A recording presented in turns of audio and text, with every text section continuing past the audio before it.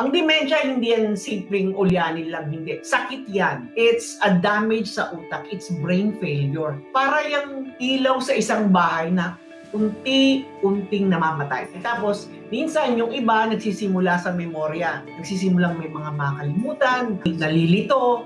Pero minsan din naman kasi, hindi nagsisimula sa memorya. Nagbabago yung ugali ng tao, nagbabago yung pakikitungo. Kasama pa pala yung emosyon dyan, no? Kasunod dyan. Kung nauna memorya, kasunod emosyon. Tapos susunod dyan yung personality. After that, kasama dyan yung kilos.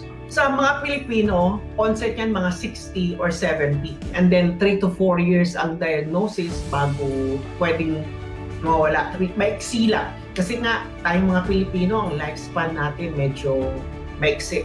Kaya, pag sinabi mo, wala naman sa amin yan eh, you know? Good. That's actually a blessing from the Lord kung wala sa inyo.